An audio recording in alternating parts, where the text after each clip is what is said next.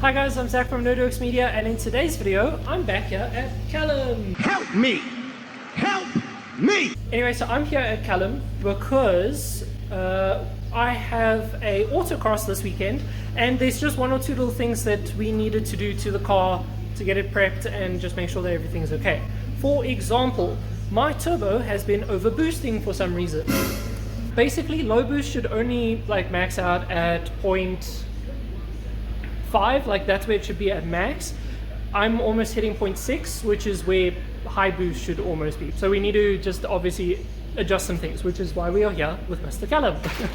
So currently what we are doing is the wastegate actuator. We are attempting to just reposition, because it was also getting stuck because it was too tilted. So the rod kept getting stuck and then it would stay open, which means that when I come back onto boost, well, there's no boost. So we're just readjusting this now. Yeah, that's about it. Anyway, as you can see, I'm no longer at Callum shop. We are back at my dad's shop because I need to do, well, the rest of the track prep stuff.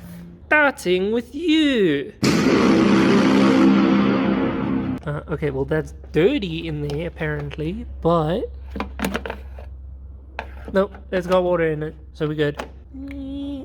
Also has water with a whole bunch of coolant in it. Don't mind that it's dirty. Basically, that was from before the engine rebuild. Bruh. Obviously, that was on before that, and that's been there since I got the car. So, unfortunately, those have still got a little bit of dirt in them. I can't really help that. We flushed it like multiple times, but it still hasn't really done anything. Anyway, next, you. Get over here! It's very hard to do one-handed, just by the way. Okay. It's okay? Question mark? Could maybe use a little bit more, but also the one side always reads more than the other. Let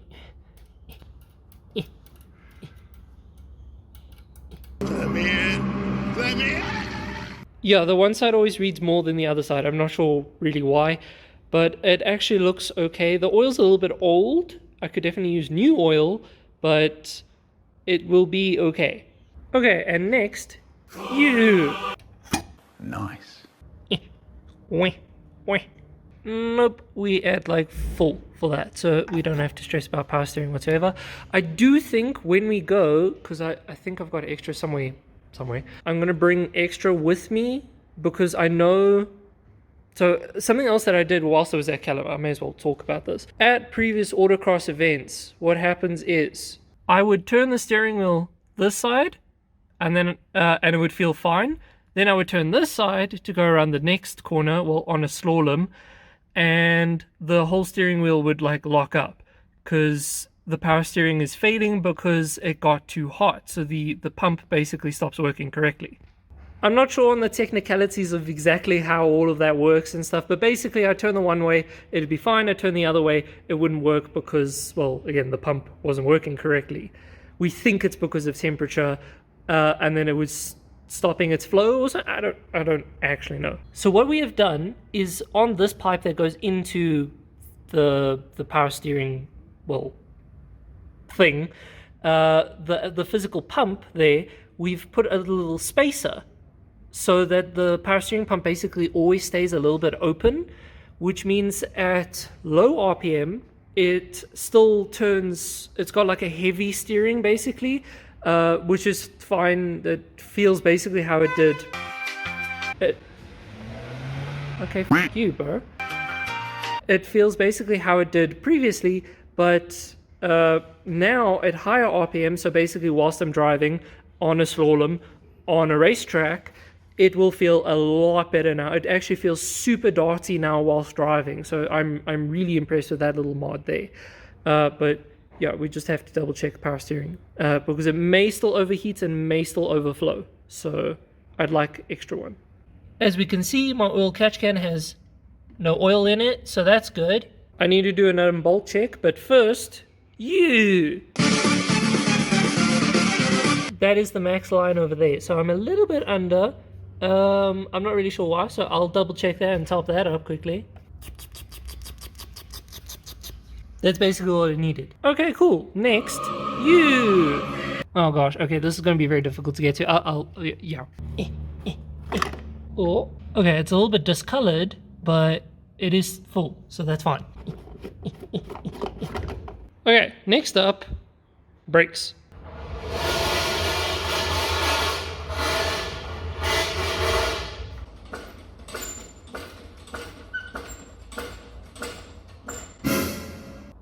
Supposed to loosen those ones before.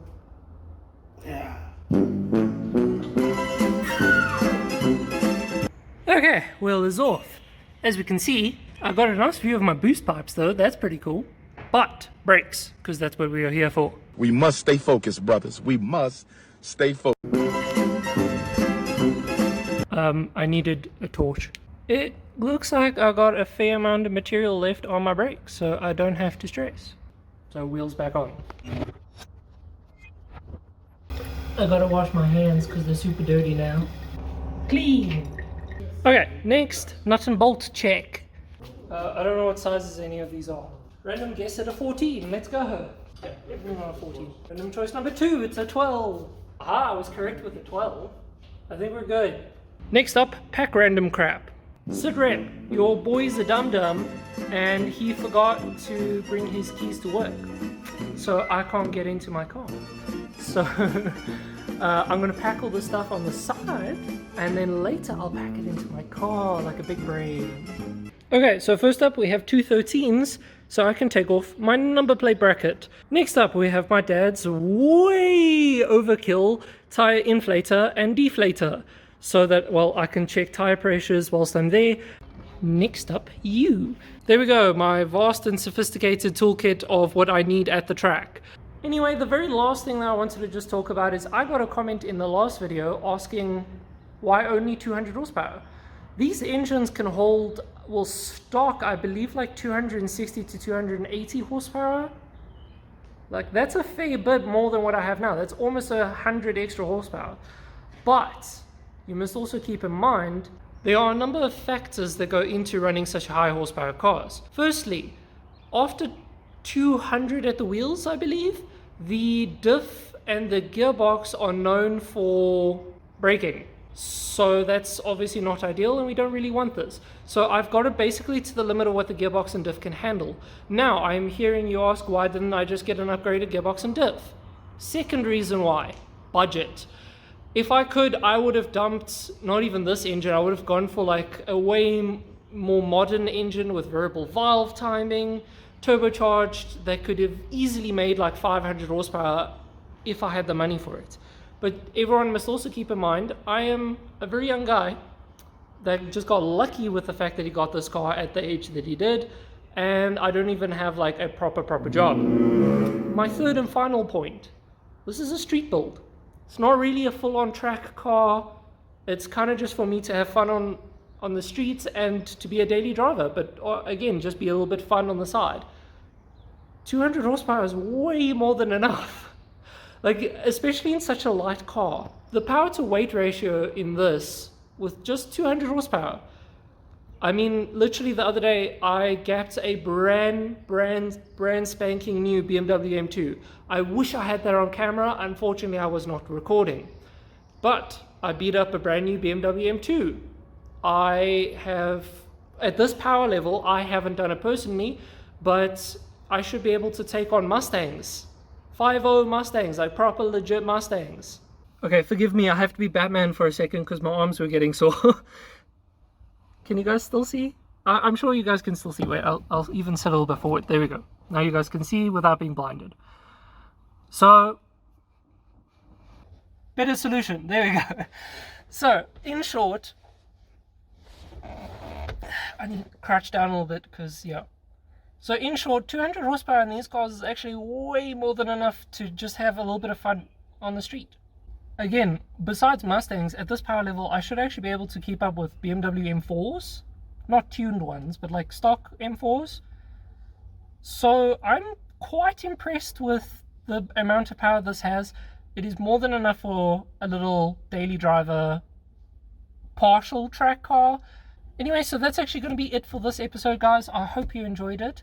nonetheless, despite this being kind of just like a weird random ass video. But anyway, very quick reminder, I do have merch available, link down below. Can get some cool t-shirts with JDM cars on them, why not? Anyway, so that's actually going to be it for this episode. I hope you guys enjoyed. In the next episode, obviously we will be at the track day, so I hope to see you guys there. Until then, guys, cheers.